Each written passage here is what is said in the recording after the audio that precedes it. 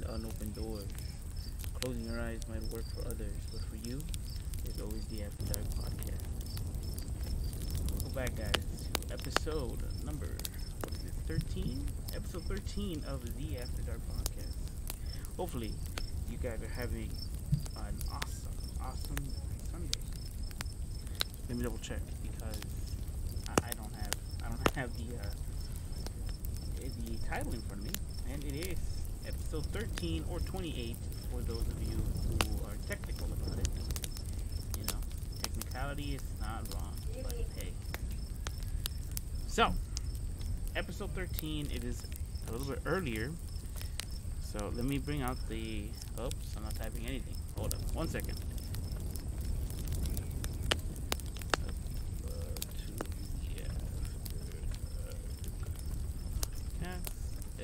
Oh, there it is.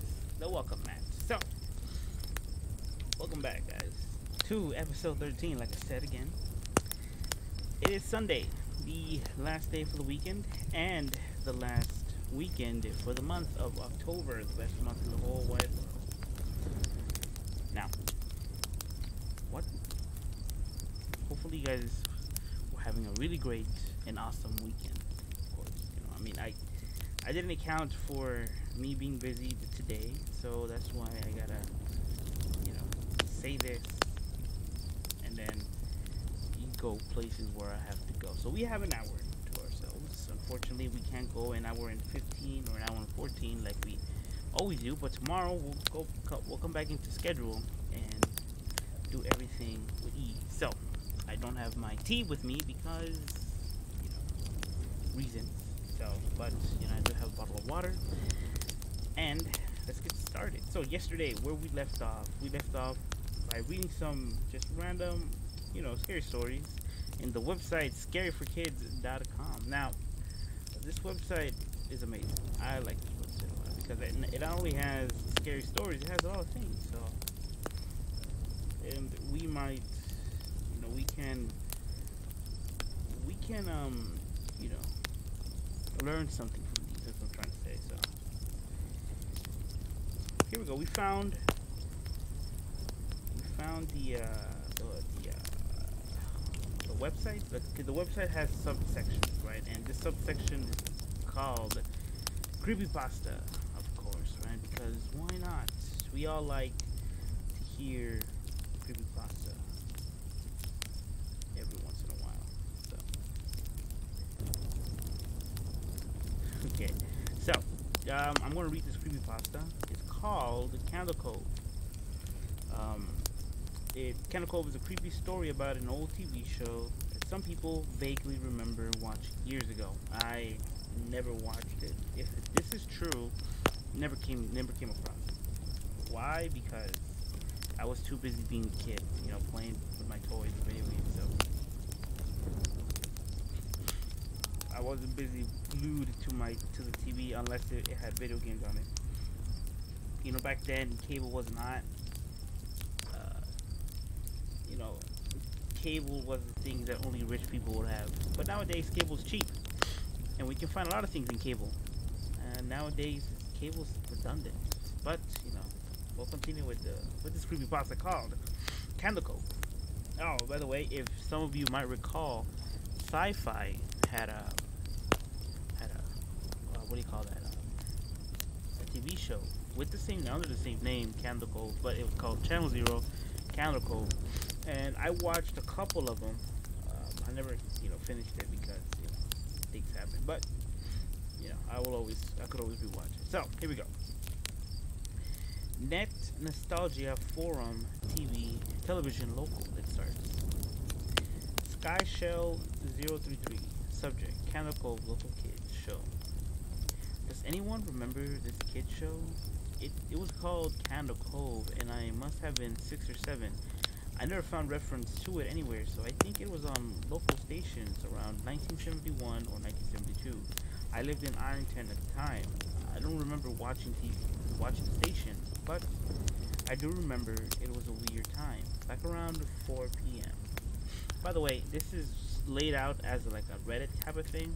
So, and then the other person, Mike _Painter 65, replies, Read. Candle Cove local kid show. It seems really familiar to me. I grew up outside of Ashland and I was 9 years old in '72. Candle Cove, was it about pirates? I remember a pirate marionette at the mouth of a cave talking to a little girl. Sky Shell 003 replied, "Yes, okay, I'm not crazy. I remember Pirate Percy. I was always kind of scared of him. He looked like he was built for parts of other dolls. Real low budget. His head was an old porcelain baby doll. Looked like an antique that didn't belong in his body. I don't remember what station this was. I don't think it was WTFF, though." Jaren 2005 replied, "Sorry to resurrect this old thread, but I don't exactly know. I don't exactly know what the show should mean." Sky Shell, "I think Candle Cove ran for only a couple of months. In '71, not '72. I was 12 and I watched it a few times with my brother. It was on Channel 58, whatever station that was. My mom will let me switch to it later after the news. Let me see what I can remember." Ben, how are you doing? Hopefully you're having a really good Sunday. Like I was saying before, it is the end of the week for the month of October, so live it up. Hopefully you're really doing good tonight as well. Ben. So it took place in Candle Cove, and it was about a little girl who imagined herself to be friends with pirates. The pirate ship was called the Laughing Stock, and Pirate Percy wasn't a very good pirate because he got scared too easy, and there was Calliope music constantly playing. Don't remember the girl's name, Janice or Jade or something like that. I think it was Janice. Skyshow replied, "Thank you, Jaren. Memories flooded back when you mentioned the Laughing Stock in Channel 58.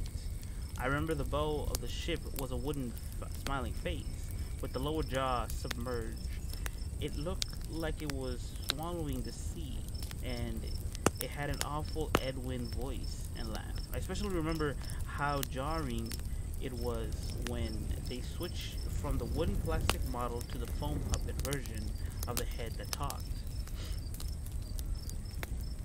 Mike Painter replied, "I remember now too. Do you remember this part, Sky Shell? You have to go inside." Sky Shell replied, "Oh, Mike, I got chills reading that. Yes, I remember. That's what the ship always told Percy when there was a spooky place he had to go in, like a cave or a dark room where the treasure was, and the camera would push in on Laughingstock's face with each pause. You have to go inside. With his two eyes, askew and the flopping foam jaw, and the fishing line that opened up and closed it. Ugh, it just looked so cheap and awful. You guys remember the villain? He had a face that was just a handlebar mustache, about really tall and narrow teeth." Kevin Hart replied, "I honestly thought the villain was Pirate Percy. I was about 5 when this show was on Nightmare Fuel." Jaren 2005 replied, "That wasn't the villain. The puppet with the mustache, that was a villain. That was a villain's psychic. Horace Horrible. He had a monocle too, but it was on top of the mustache. I used to think that meant he had only one eye." Thank you so much, Vince, for coming by. I really do appreciate it. And Vince, you remember, homework is important, and you gotta finish it, man, because I think you have school tomorrow, right? If you do have school tomorrow, you don't want to turn in no unwritten papers and get a bad grade. So thank you for coming, Vince. I really do appreciate it, and you have yourself a good night. But yeah, the villain was another marionette, the skin taker. I can't believe that they let us watch it back then. Kevin replied, Jesus Christ, the skin taker? What kind of a kid show were they watching? I seriously could not look at the screen when the skin taker showed up. He just descended out of nowhere in this on his strings, just a dirty skeleton wearing that brown top hat and a cape, and his glass eyes that were too big for his skull Christ almighty. Skyshell replied, wasn't this top hat and cloak all sewn up crazily? This was supposed to be a children's skin, right?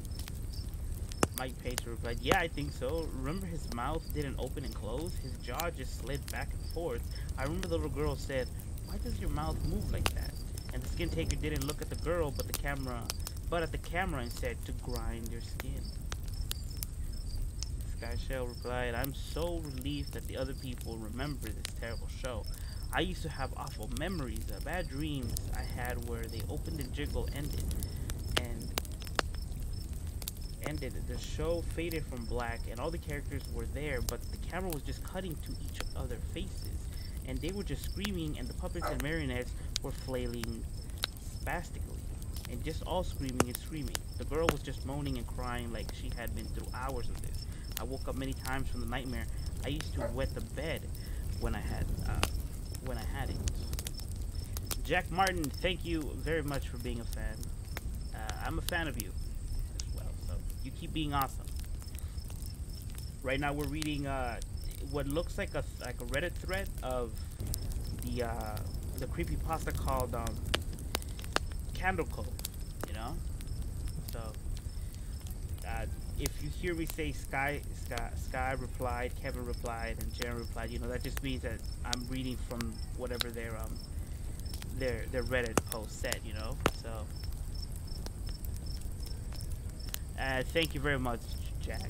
It just means a lot to me that you like my podcast, but you know, unfortunately for us, the podcast season 2 is gonna end on October 31st with a special, but it will come back next year with the new season and hopefully better graphics, you know, like a better gift, I guess you can say. So thank you very much, Jack. I really, really do appreciate you.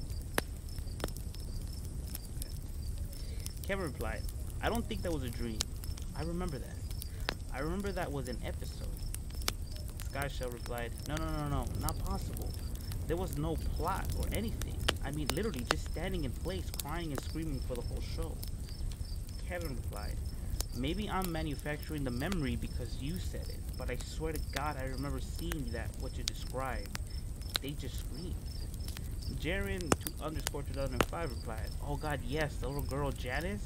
I remember seeing her shake and the skin taker screaming through the gnashing teeth.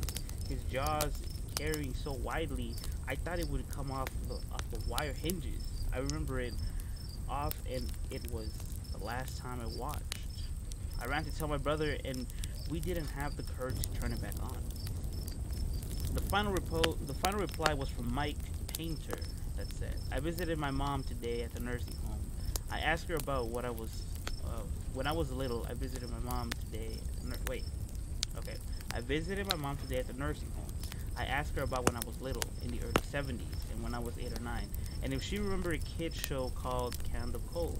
She said she was surprised I could remember that, and I asked why, and she said, because I used to think it was so strange that you said, I'm gonna go watch Candle Cove now, Mom. And when you would turn on the TV, all you watched was static, dead air for 30 minutes. You had a big imagination with your little pirate show.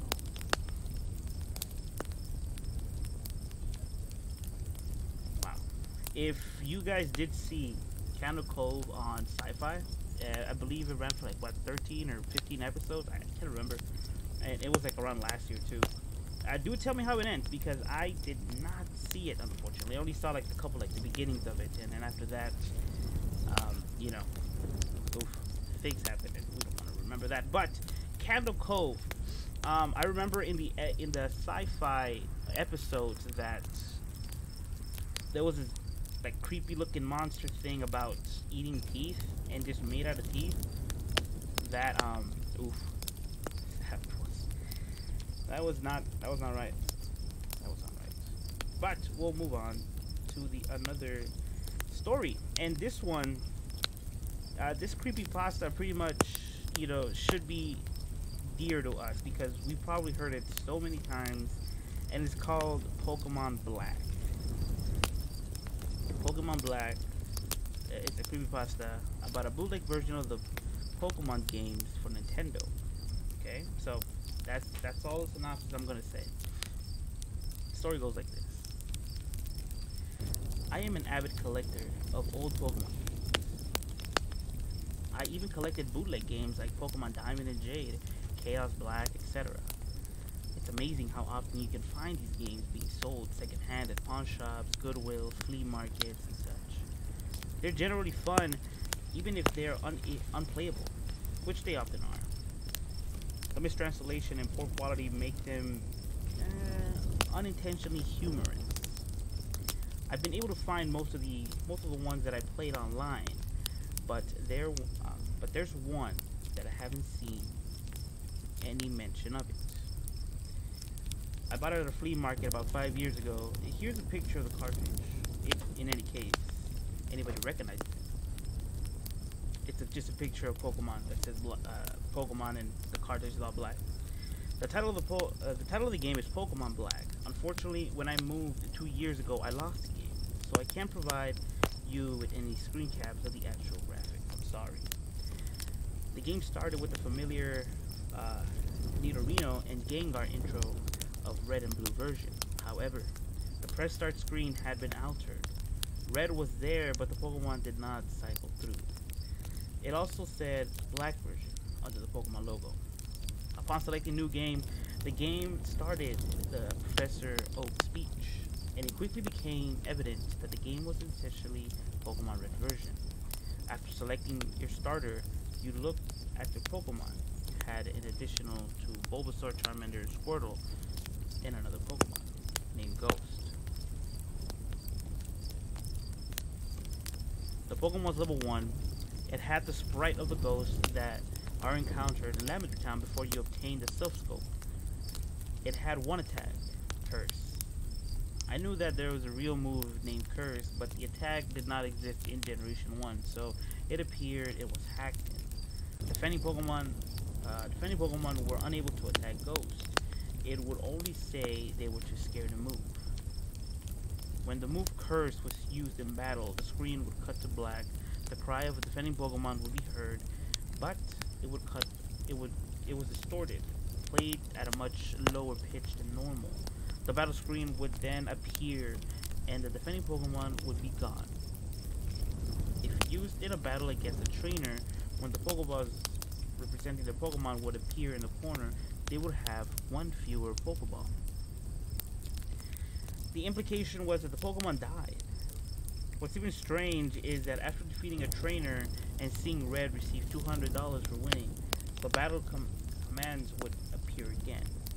If you select Run, the battle would end as it normally does. You could also select Curse. If you did, upon returning to the overworld, the trainer's sprite would be gone. After leaving the retained area, the spot where the trainer had been would be replaced with a tombstone, like the ones in Lavender Town.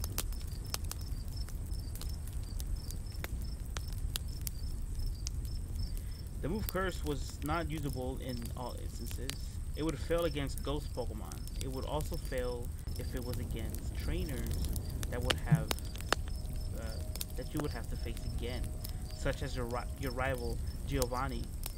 It was usable in your first battle against them. However, I figured this was a gimmick of the game, allowing you to use the previously uncapturable ghost, and became Curse and make the game so easy. I essentially used it and throughout the whole adventure. The game changed quite a bit after defeating the Elite Four. After viewing the Hall of Fame and consisted of Ghost and a couple of Pokemon I used for HMs, the screen cut to black. A box appeared with the words "Many years later." It then cut to Lavender Town. An old man was standing looking at the tombstone. You then realized this old man was your character. The man moved at only half of your normal walking speed. You no longer had any Pokemon with you, not even Ghost, who up to this point had been impossible to remove from your party through disposing of the PC. The overworld was entirely empty. There was no people at all. There were still the tombstones of the trainers that you used Cursed on. However, you could go pretty much as anywhere in the overworld at this point, though the movement was limited by the fact that you had no Pokemon to use HMs. Regardless of regardless of where you were, the music of Lemon Star continued on an infinite loop. After wandering for a while, I found that if you go through Diglett's cave, one of the cuttable bushes that normally blocks the path on the other side is no longer there, allowing you to advance and return to Pallet Town. Upon entering your house and going to the exact tile where you start the game, the screen cut to black. Then a sprite of a Caterpie appeared. It was then replaced by a Whittle, and then a Pidgey. I soon realized as the Pokemon progressed from Rattata to Blastoise that these were all the Pokemon that I had used Cursed on.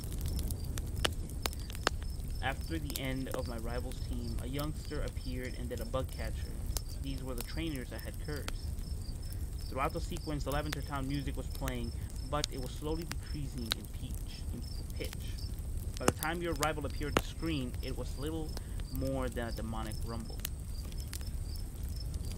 Another cut to black. A few moments later, the battle screen suddenly appeared. Your trainer sprite was now of an old man, the same one as the one who teach you how to catch Pokemon in Viridian City. Ghost appeared on the other side, along with the words, "Ghost wants to fight you." You couldn't use an item, and you had no Pokemon. If you tried to run, you couldn't escape. The only option was to fight. Using fight would immediately cause you to struggle, which didn't affect Ghost, but it did chip off a bit of your own HP. When it was Ghost's turn to attack, it would simply say ... Eventually, when your HP reached a critical point, Ghost would finally use Curse. The screen cuts to black the final time. Regardless of the button you pressed, you were permanently stuck in this black screen. At this point, the only thing you would do was to turn off the Game Boy off. When you played again, New Game was the only option. The game had erased the file.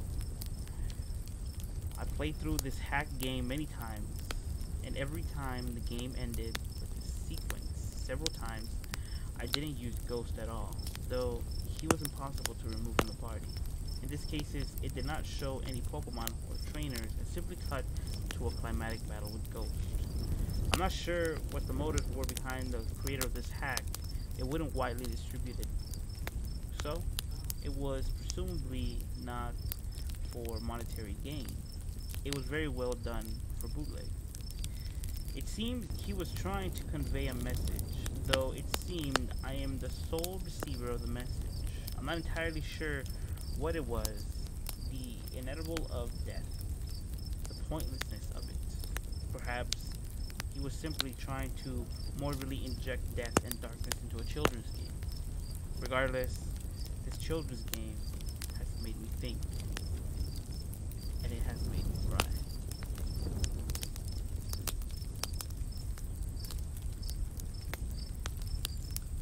Pokemon bootlegs, and bootlegs in general. I mean, what can one do, right? You see them all over the streets. You see them all over everywhere. I remember myself buying a copy of. It wasn't the original copy of Pokemon Silver, I believe it was at the time, with Lugia in front. This was when I was in 4th grade. It wasn't the original copy. It was Japanese, and it was definitely bootleg. And let me tell ya, the thing that I regret about that game is, one, I was a kid. Okay, I was in 4th grade, and I didn't know Japanese. All right, so the thing that horrified me to this day is that I used a Master Ball on a Ditto. Yes. Very scary stuff. I mean, I don't want to go back to that one point because, boy, oh my god, oh man, that still haunts me to this day, using the Master Ball on a Ditto. But who can say, right? Who can really say? But yeah, so be careful when you play bootleg stuff. You may never know what you're gonna find and or what you're gonna be playing. So do be careful in um when playing games. So do be careful. Let's go to another subsection of this page, and these are short stories, and pretty much it's pretty good. Now, this one is appropriately titled Radio Show. If you guys would know, back in season 1, and I believe in like episode 1 or 2 of season 2 of the podcast, I did say how I wanted to start a radio, pretty much a radio station, and it would go all October, all the way to October 1st. But it would be on the radio, and I would start it off from like 12 a.m. to like 3 a.m. But I think having a radio station is a bit harder than having a podcast. So, years later, I settled for a podcast, and now we're here listening to the After Dark podcast, season 2, of course. So, this one is called The Radio Show, like I said, properly titled, and apparently is a true story about a woman who did things. So, we're not going to read the synopsis because it'll just give it away. And it goes like this. This is a radio show in Mexico called La Mano Uleda, Hairy Hand. It has been on air for over 20 years, and it used to broadcast after midnight. Every night, real people call to their show and share scary stories that have happened to them or supernatural events that they had experienced. The same thing. Look, okay, let me stop this right here. I have not read the story. Okay, this is the first time me reading this story, and I had the same idea of starting my own radio station, and and have it be of scary stories, But unfortunately, like I said, I guess having a radio station is a lot more harder than just having a podcast, and that's why I asked you guys to share your scary stories over on Twitter so I can read them on the podcast all throughout October. So it's still time, by the way. You have like 3 more days left to share your stories. If you guys do want to, the link is in the description for my Twitter. So let's keep going. I used to listen to the show every night. After I went to bed, my parents didn't ask me to listen to it, but I turned the radio down low so they couldn't hear. A few years ago, I heard one story that chilled me to the bone.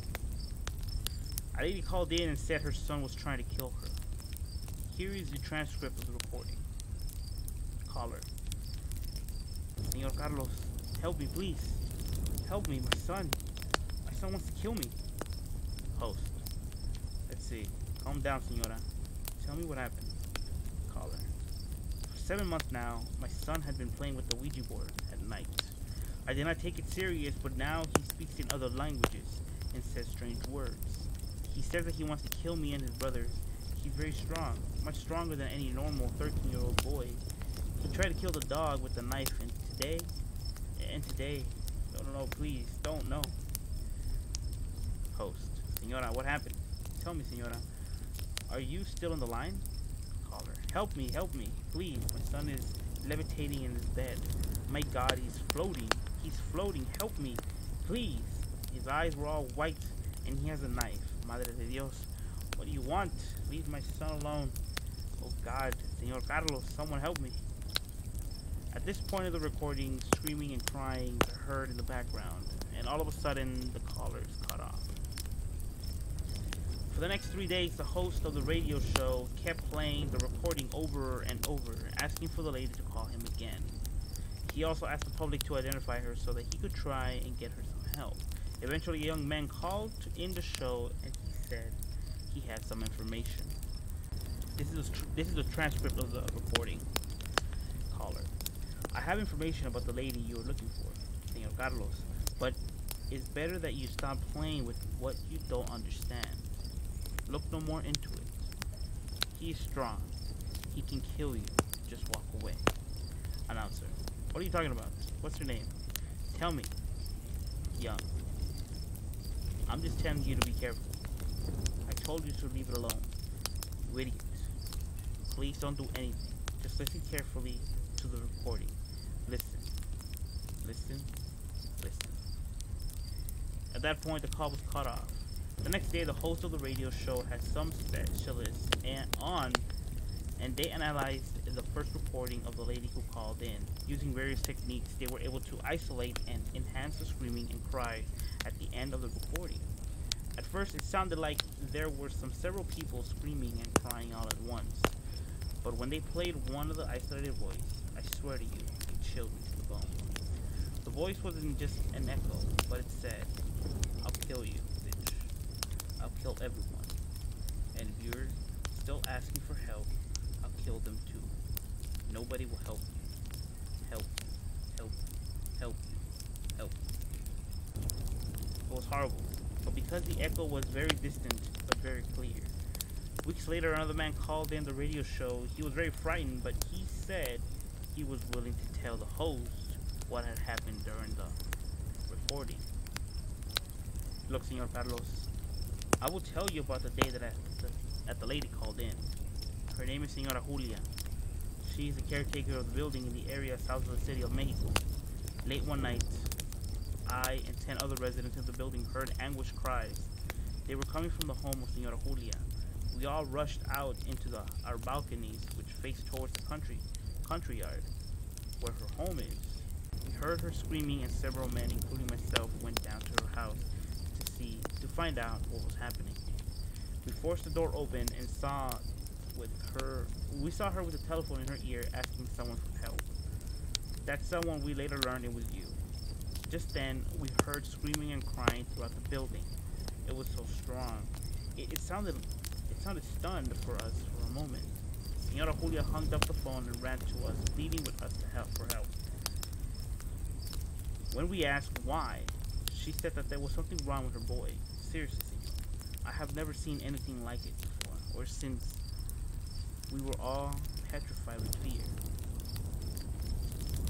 We saw her eldest son, and I don't know if you can believe this, but he was floating. He was about 3 feet off the floor. His eyes were blank, and he had an evil smile on his face. I don't know how to describe it. He was smiling from ear to ear, and it was diabolical. It was a diabolical smile. In his hand, he was holding a large knife and was dripping with blood. The neighbors didn't know what to do. We asked the lady what was happening, and she just said that he wanted to kill everyone. We ran out into the house in the country yard, and the boy followed us. He was in the middle of the country yard, floating in the air and babbling in a strange language. All the neighbors saw it. Some began to shout, and others began to pray.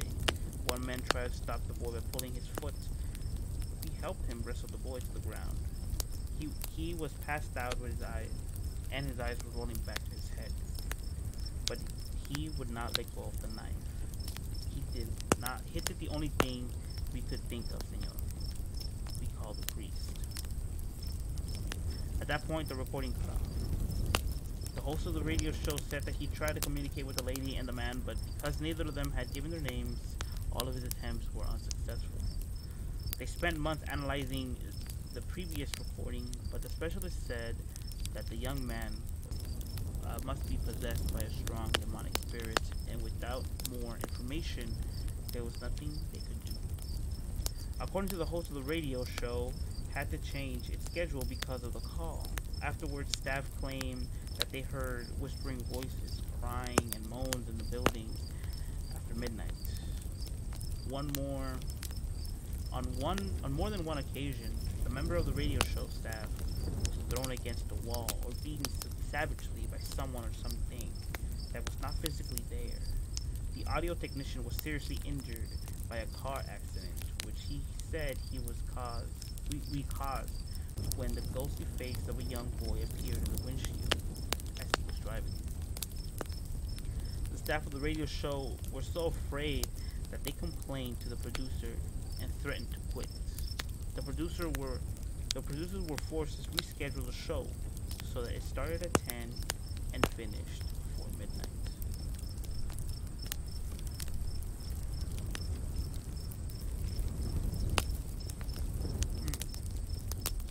Just like magic, look, I have my tea here. Very interesting. Do you believe in magic? in a younger son. And I don't know the lyrics, so I know. Hmm. But yes, drinking tea is very lovely while reading you guys some scary stories. Now, when I'm thinking about this, right? I do apologize if you hear the noise in the background. It is a bike riding away in the sunset or the moonrise. I don't know. But thinking about the story, it makes me think: what if I did have a radio show, right? And it started off at 12 and it would end at 3. Would this happen to me as well?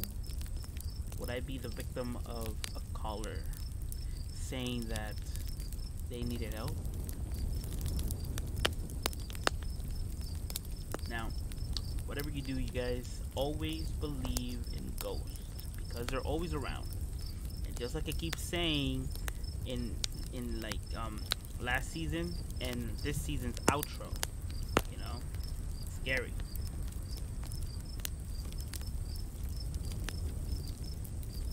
So, let's continue with another story. That was pretty good. That was pretty good. This was called Identical Twins. I mean, aside from them being twins, why wouldn't they be identical? Let me see. I'm reading the synopsis right now. Hold up. Okay, so apparently the story is a bit confusing, but it all gets cleared up at the end. So let's give it a shot.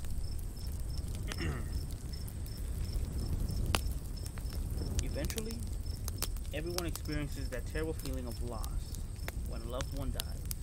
The death of a parent is something everyone has to go through, and it feels horrible, like a knife piercing through straight to the heart.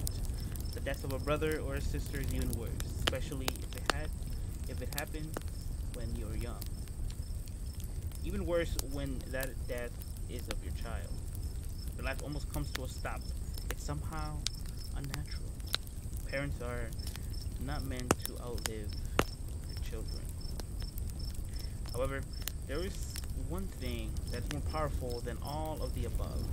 It's the death of an identical twin. When your identical passes away, it feels almost as if you have died as well. My sister and I were always very close. People constantly got us confused. We were identical twins. Instead of being annoying, it was rather amusing and gave us the opportunity to get up on all sorts of mischief. We could always have fun posing as each other and causing as much confusion as possible. May and Kay and May. That's what they would call us. We share the same bedroom and played in the same backyard. At school, we were in the same classroom and hung out with the same group of friends. After graduation, we went to the same university and we were roommates in the campus dorm. We fell in love with the same guy, which was so strange, but he eventually chose her and not me. However, he still managed to get me confused with my sister almost every other day, which always amused us. I never had much luck with men. She was the attractive one. Even though we looked exactly the same, somehow she had a more attractive personality. She was always the popular one. Soon after graduating university, she got married, and soon after then, she had a baby, which made me an aunt. Now my sister had 2 people who loved her, and I had none. She was always the lucky one. They say that if one identical twin is in pain, the other twin can feel it, even if they are 100 miles away. Don't believe me? This simply isn't true. My sister never experienced my pain. She never knew the turmoil that was eating me up from the inside. She was oblivious to it all. As her life went from success to success, mine was spiraling out of control. She was happy and I was depressed. And the happier she became, the more my depression grew until it was almost overwhelming. I never felt her pain either. It's strange to look at your own grave. The place where you know someday you will be laying to rest.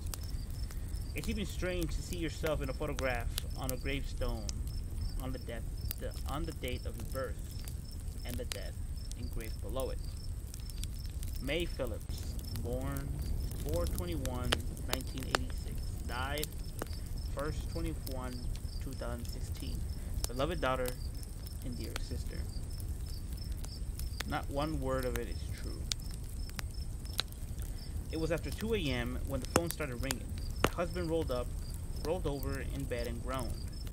I composed myself and answered the phone. In a sleepy, slurred voice, I said, "Hello?" There was a man's voice on the other end. "Kay Phillips?" he asked. "Yes," I replied. "I'm sorry to be the one to tell you, but I have some terrible news. Your sister May, she was found dead 2 hours ago.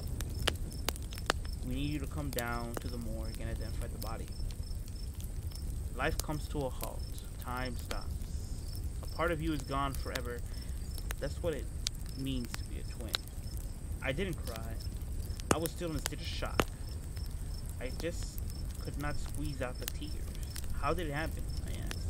"She was murdered," the police man said. "Stabbed 10 times in the chest. We found her in an alley just around the corner of the office where she worked." That's when the tears started. I was weeping so much I could barely tell my husband what happened. The next morning I drove down to the police station and identified my sister's body. It was her, of course. How could I fail to identify her? We had the same arms, the same legs, the same body, the same face. It was like looking myself in the mirror. Laid out on a cold table in the morgue, totally naked, with only a sheet to cover me. Afterwards, the police wanted to ask me some questions. They had ruled out robbery as a motive. They said that whoever murdered her killed her for a reason. He wanted her dead. He stabbed her 10 times in the heart, and the only thing she stole was her mobile phone. "So, you say the last time you saw your sister was 2 weeks ago?" the detective asked. I nodded. "We weren't on speaking terms," I said. "She was angry with me, and she didn't want to speak with me. She was always angry with me, and I don't know why. So, in the last 2 weeks, you didn't talk to her. You didn't talk to each other over the phone. You didn't arrange to meet up." I shook my head, unable to get the words out. The detective had been a little surprised to learn that we were not only sisters, but also identical twins. He wondered if there was a chance the killer had got us confused and had accidentally murdered the wrong one by mistake. That would complicate things even more. It was meant there would be twice as many suspects of one crime, but twice as difficult to solve. "Do you know anyone who would want to harm you?" he asked.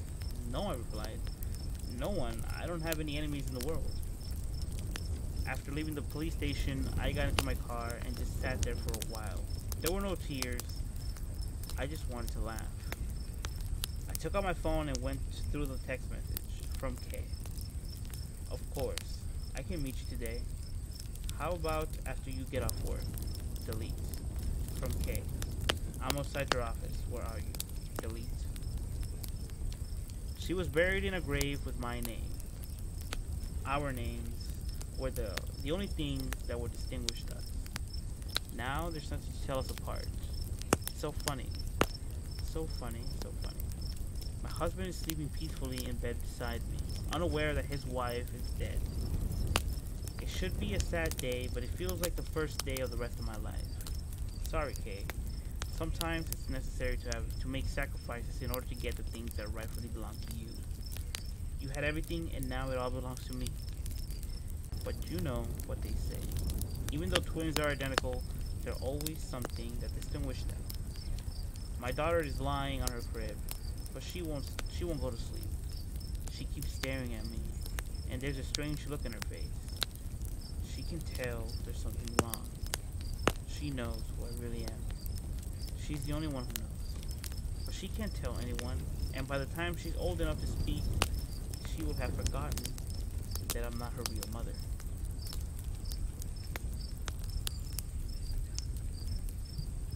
Wow, I knew it. I mean, there was nothing confusing about it, but I knew from the start. Oh man.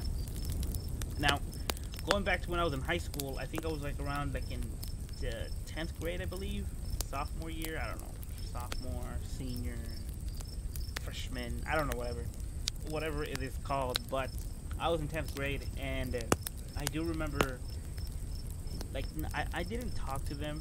I just like kind of like saw them, and from time to time, we would say hi because be nice to your to your to your to people that you don't know. Okay, so we would say hi, but they were twins, and they were sort of identical-ish because one of them I remember having like rounder eyes, right? If that makes any sense, and the other twin had like sharper looking eyes.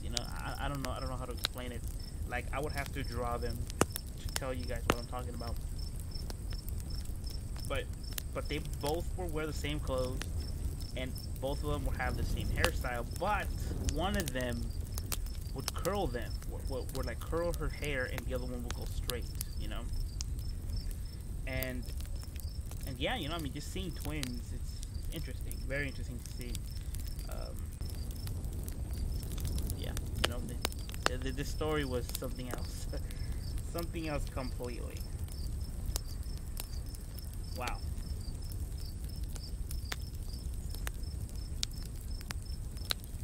So let's go to another one. Let's go to this one called the clown costume. Clown costume.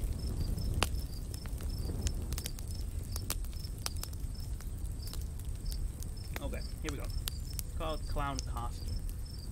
The synopsis pretty much spoils the story. That's why I don't read them. I read them to myself. So here we go. There was a teacher who hated his students. He hated the way they dressed, their odd hairstyles, and their bad language. The way they slouch under seats, and the way they stared vaguely at him while he explained some math problems really got to his nerves. Okay, I almost lost the train of thought. It disgusted him so much that he couldn't bear to be around them. At school, he had a reputation for being strict, mean, and unfair. If any of his students did even the slightest thing wrong, he would hand out harsh punishments, sending them to detention or giving them extra work to do. The teenage girls and boys in his class grew to despise him, and he delighted in making their lives a misery. One night, as he was relaxing home listening to a classical music on his record player, the teacher happened to look outside the window, and something caught his eye. In the window of the building across the road, a figure was dancing around. It was a clown, and it seemed to be staring right at him. Unnerved, he quickly closed his curtains and tried to forget about it. The next day at school, his students were irritating him more and more. When his back was turned, they would make funny noses to embarrass him. One time, he sat down at his desk. Somebody made a noise. It drove him crazy that he couldn't figure out which one of the teenagers was doing it. That night, he was at home reading a book when he glanced out the window and saw the clown again. It was dancing around the same window, waving its hand like a crazy person. When it caught his attention, he reached down and picked something up. It was an axe. As the teacher watched in astonishment, the clown began waving the axe around like a mental patient. He was leering at him with a grotesque grin on his face. The teacher jumped out of the chair and quickly drew the curtains. He thought about calling the police, but what would he tell them? The clown hadn't done anything illegal. Not yet, anyway. The police probably wouldn't even believe him. They would just think he was crazy. He decided to put it out of his mind. The next day in school, the students were all staring at him silently. He wondered what they were up to. When he sat down at the desk, he found out they had placed a pin in his chair. He jumped up screaming in pain and clutching his buttocks. The teenagers burst out in laughter. "That's it," the teacher shouted. "Attention for everyone. You won't be laughing. You won't be laughing this evening when you're going home 2 hours late. The night the teacher was at home watching a documentary on TV, he happened to look out the window and saw some teenagers gathering across the road. He recognized them as students in his class, and they were sprayed painting graffiti on the wall opposite of him. He had no doubt that the graffiti was about him. It made him sight and with rage. He reached out to phone the police. Just then, he spotted the figure hiding around the corner. It was a clown. He was holding an axe in his hand and chuckling to himself. He was just a few feet away from the unsuspecting teens. All of a sudden, the teacher was overcome with horror. He had no idea what the clown intended to do, but he suspected it was something terrible. He had to warn the students, so he rushed to out of his apartment and run down the stairs and ran out into the street. Watch out! Watch out! He cried desperately, but it was too late. He could only watch helplessly as the clown attacked the students. He heard their terrified screams as the clown hacked them with his axe. The teenagers tried to run, but there was no escape. They were cornered, and the clown swung his axe, hacking and chopping and slicing, showing no mercy. It was absolute carnage. There was blood everywhere, and the sidewalk was littered with severed limbs and chunks of flesh. The teacher covered his eyes. All of a sudden, he heard the sound of sirens. Several police cars screeched to a halt in front of him. In the darkness, there were headlights illuminating him. He looked down at himself and realized he was wearing a clown costume. And his feet, there were a big pair of clown shoes. Put it down! Put it down! He heard the police shouting. Then, he noticed a bloody axe he was holding in his hand.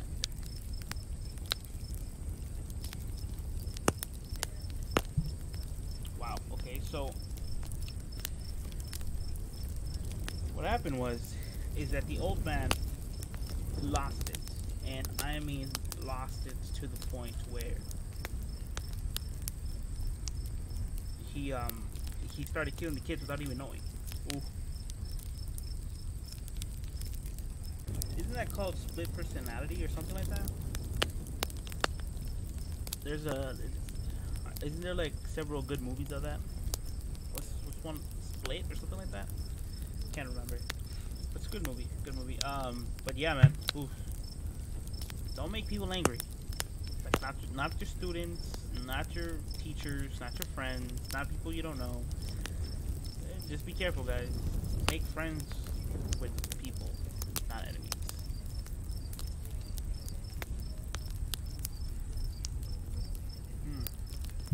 Let me take my last sip of this magical tea that all of a sudden appeared at my table, and we'll read a story called Dolly, which is,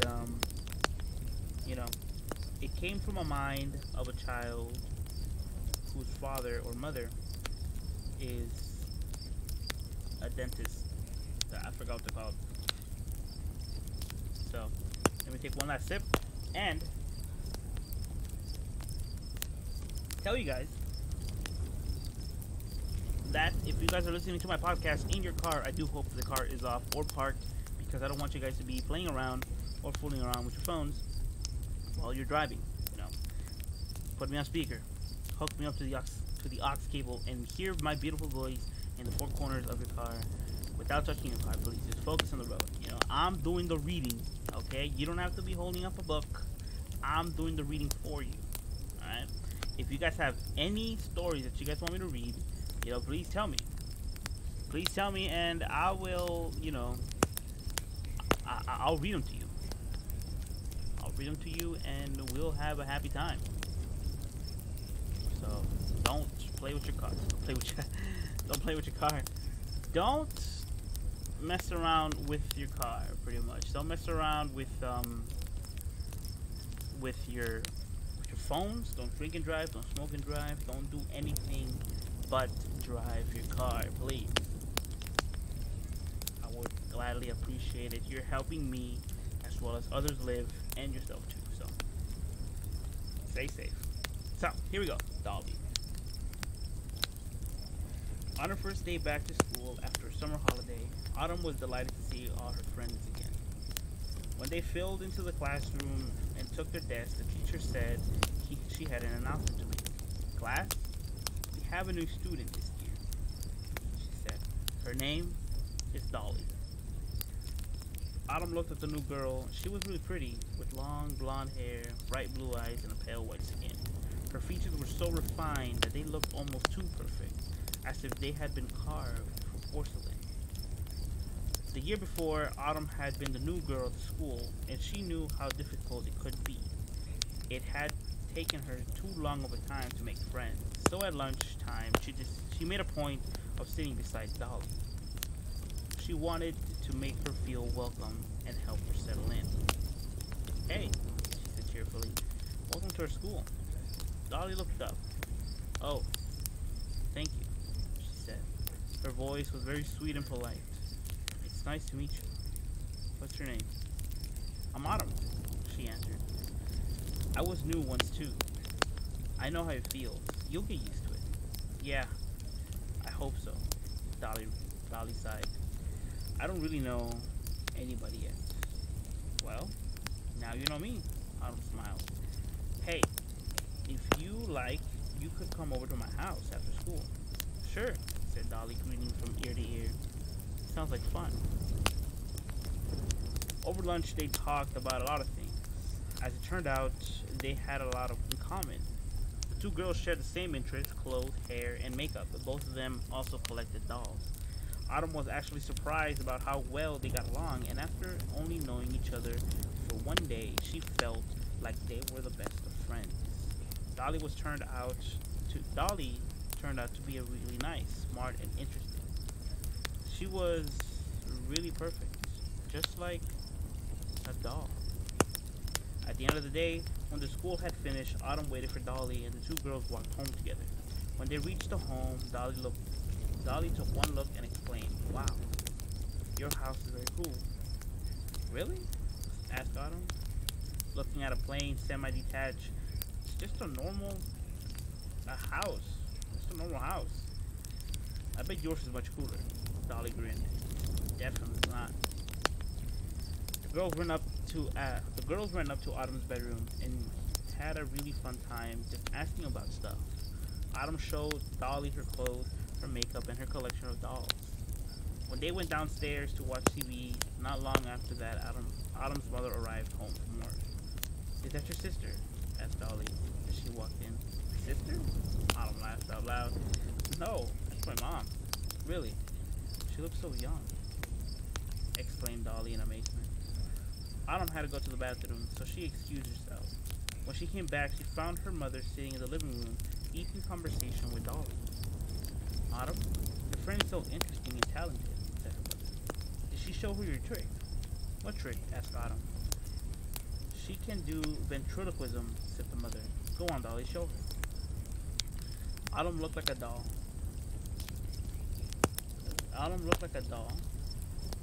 "You're able to throw your voice?" she said. "Yes, of course," replied Dolly, her lips never moving. That night, as Autumn lay awake in bed, she thought about her new friend.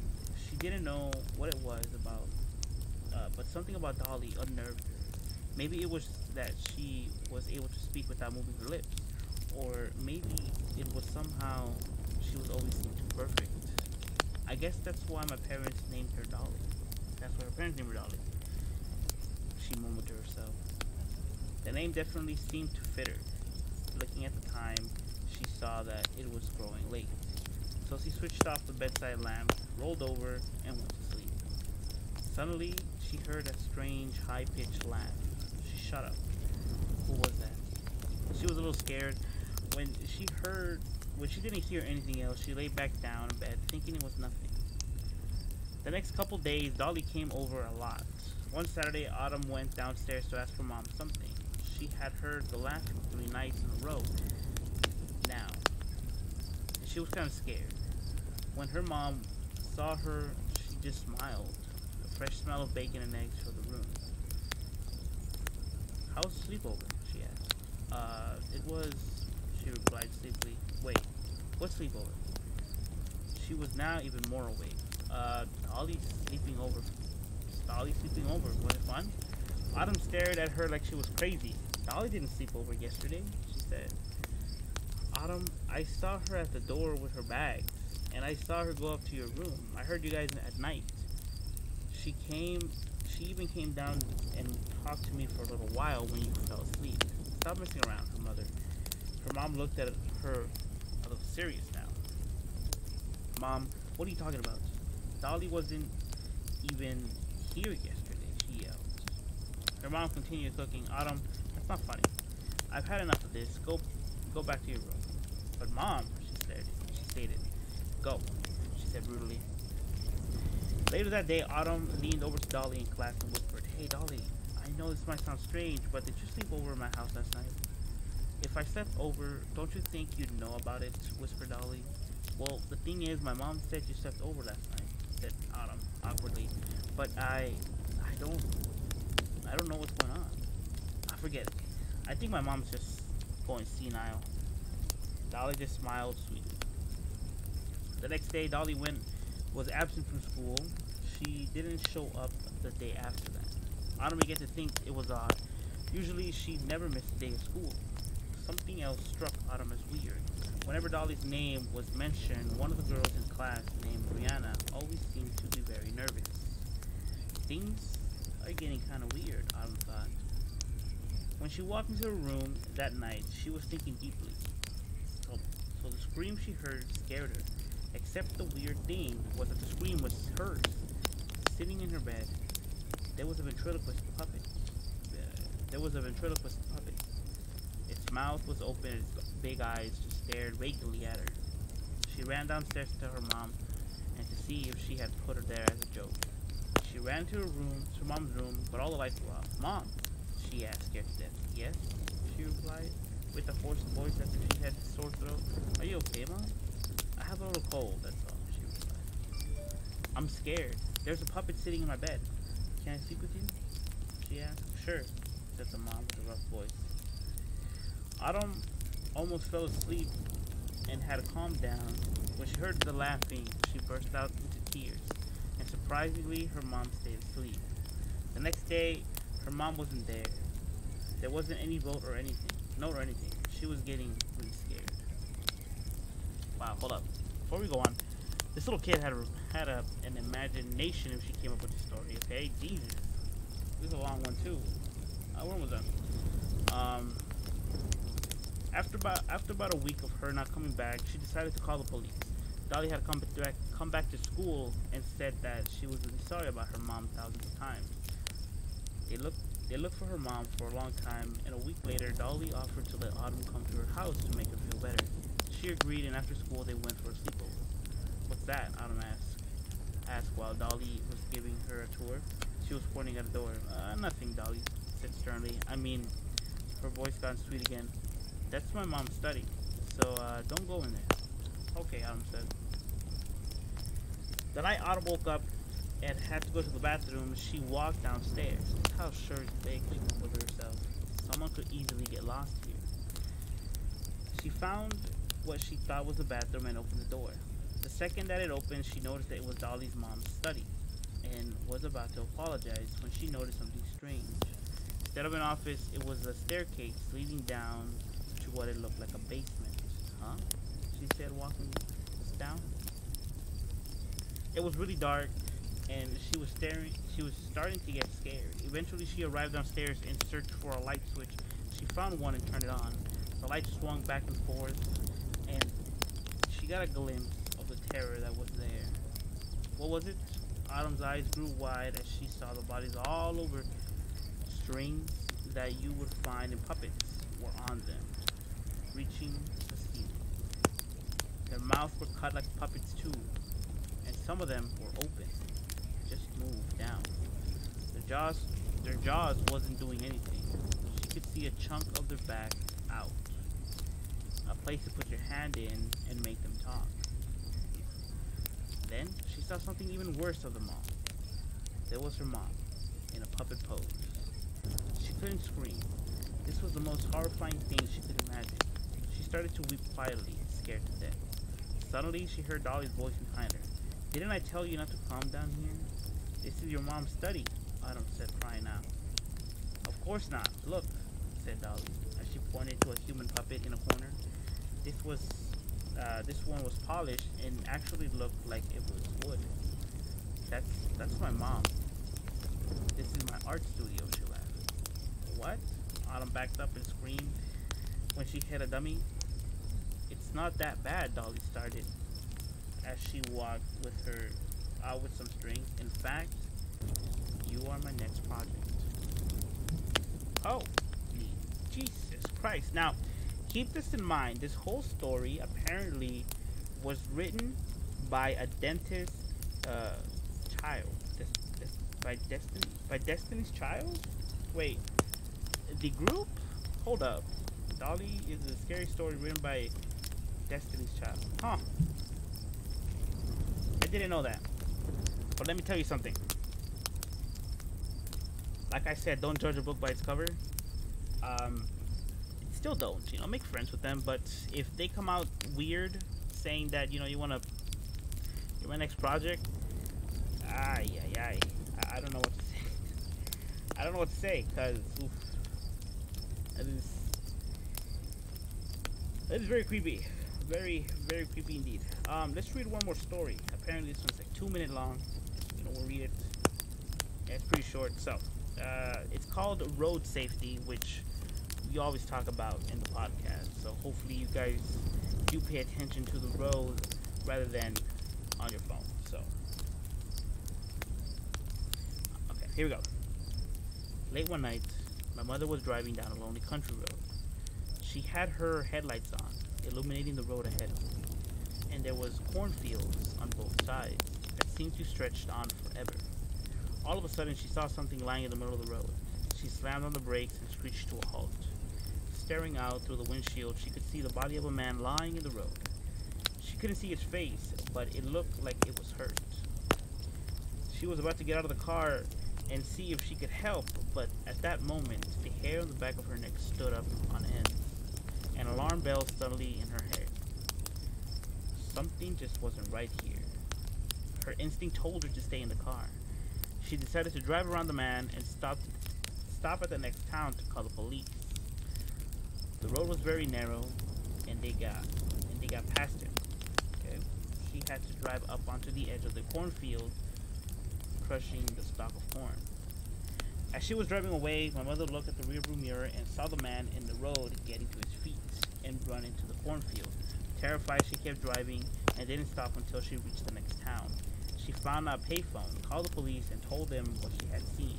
A few minutes later, 2 officers pulled up in the police car. They followed her back to where she had seen the man lying on the road. When they got to the spot, the man was gone.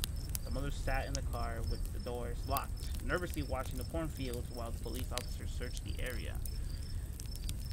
In the crushed corn stalks by the side of the road, they found the dead bodies of 2 men. It turned out that they had been run over. When my mother drove up in the cornfield to avoid the man in the middle of the road, she had unknowingly crushed his accomplices. Wait a minute. Hold up. So she was about to get robbed, pretty much, and she killed the dude's accomplices by accident. I mean, hey, whatever doesn't get you killed, right? Or mugged, or, even worse. Both. I don't know. But anyways, guys, that is going to be it for today because, I am kind of busy today. But tomorrow we will get back on schedule. The After Dark podcast will start at 9 again and will end around 10, 16, 10, 15, around there. But that was the last story. And, we have many other stories to come. And unfortunately, I'm going to have to be the one saying that this weekend is going to be the last weekend for the After Dark podcast season 2 because coming on Wednesday, the middle of the week, is October 31st. So this means that season 2 only has 2 more episodes left. Mondays and Tuesday episodes 14 and 15 of season 2. And let me start by saying thank you guys for just being here with me. It means a lot to me that you guys listening to me, even though I do stutter a lot when reading, but it's not my fault. Okay, the grammar in this whole article thing, it's not like proofread, right? So my brain is like, okay, you gotta do this, and then when my eyes scan the letters, it says something else, and that's when I just slam on the brakes and be like, okay, wait, hold up, what's going on? So I do apologize for me stuttering a lot. You know what I mean? It's not always my fault, okay? I know English all too well. I know English all too well. But thank you guys for coming, for listening to the podcast, for staying here with me for the last weekend of the After Dark podcast. I really do appreciate you guys. You guys are the best. If you guys want to follow me on Twitter, you can do so. The link is in the description below. You know, we can chat, send pictures, send memes. You know, we're friends, like I said. If you have any horror stories that you guys want to share with me, send them over to me on Twitter. I will read them. Send them to me on Twitter with the hashtag The After Dark Podcast S2 for season 2, and I will read them for the remaining of the days we have together. So send them over to me on Twitter with the hashtag The After Dark Podcast S2 or hashtag TASDS2. The After Dark Podcast, right? TADS. Okay, I'm getting tongue twisted myself. But yes, go send them to me on Twitter. If you guys want, you can follow me on Instagram too. I am an artist. I am a digital artist and a traditional artist, and you know, I normally post every Wednesday and Saturday from 8 to 9 a.m. California time, but since it is October, I am partaking in the Inktober challenge, which is me drawing every day for the rest of October. And you know, if you guys want to see what I have up to this point, go and look at my page. If you guys like what you see, so, you know, follow me on Twitter. I mean on Instagram. Follow me on Instagram, and like I said, if we hit 250 followers on Instagram, I will do either a live stream or a video, like a fast forward video of me drawing, you know, from start to finish, whether it be digital or traditional, you know, pen and paper on my tablet or on my computer, and you know, I'll post it on YouTube, because I don't think Instagram will let me have like a 2-hour long live stream or like a 30-minute video. So but yeah, so I guess I'll leave that up to you. So 250, and I'll do a live stream, and it'll be like on every 50, you know, 250, 300, 350, 400, etc., etc. So and it just goes like that. So with that being said, if you guys do like the content, you know, please do subscribe to my YouTube channel. I need more friends. Oh God, we all need friends. But yes, do subscribe, please, and let me know what you guys think. You know, if you guys want me to read any stories that you guys have in mind, you know, tell them to me over on the chat on tomorrow, because right now it's gonna be the end. But yeah, tell me on chat what you want to hear, and or on Twitter too. Just send to me whatever you want to hear, and I'll read to you guys tomorrow. So, movie recommendation time. Usually I recommend a horror movie every night, and tonight I decided to recommend a movie called Lights Out, 2016. It's a thriller horror, but let's go. So Lights Out is a 2016 American supernatural horror film directed by David F. Sandberg, produced by James Wan, Lawrence Gray, and Eric Heisterer. I don't know. Screenplay is by him too, Eric. Its release date on Los Angeles Film Festival was in June 2016, and for the rest of the United States, it was on July 22, 2016. So, and it runs for about 81 minutes, so roughly about an hour and 21 minutes. So you guys have enough time to watch it tonight. I do believe it's on Netflix. I'm not too sure, but it's called Lights Out. Okay? It's a pretty good movie. I like it. I've seen it like 3 times already in the course of like 2 months, because it's like a rerun on cable. But anyways, guys, on that note, make sure to always bring a flashlight. Never walk alone on empty streets. And always, I mean always, double check your surroundings, because you may never know who or what can be lurking after dark. Peace out, everybody. Have a great and safe night. And hopefully you guys had a great and safe weekend as well.